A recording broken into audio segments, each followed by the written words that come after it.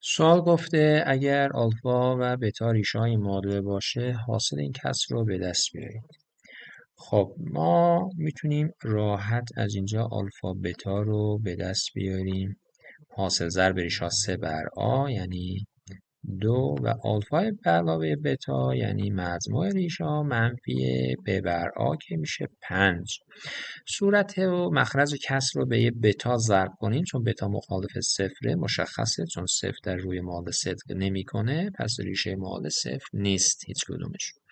میتونیم صورت و مخرج رو در یه بتا ضرب کنیم میشه 4 تا آلفا بتا به علاوه بتا 6 بر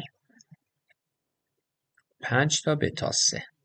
خب آلفا بتا حاصل ضرب ریشه ها 2 هست 4 تا 2 میشه 8 به اضافه بتا 6 بر 5 تا بتا 3 مساوی. این مخرج 5 رو نگه دارم میشه کسرم تفکیک کنم صورت کسر رو میشه 8 بر بتا 3 به علاوه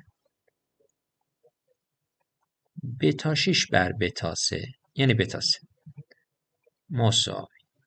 خب ببینید بچه ها آلفا بتا 2 هست آلفا میاد 2 بر بتا طرفین رو به توان 3 برسونم میشه آلفا 3 مساوی 8 بر بتا 3 یعنی من به جای 8 بر بتا 3 میتونم بنویسم آلفا 3.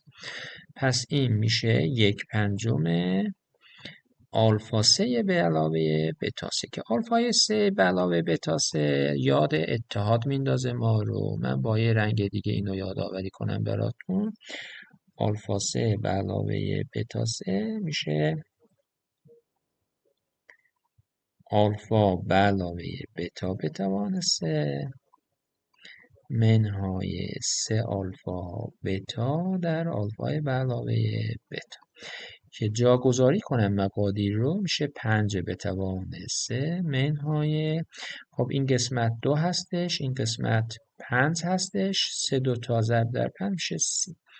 5 به توان 3 125 منهای 30 میشه 95 یعنی داخل پرانتزه میشه 95 این مقدار و 1/5 95 هم نهایتا جواب میاد 19 و گزینه 3 جواب سوال خواهد بود. موفق باشید.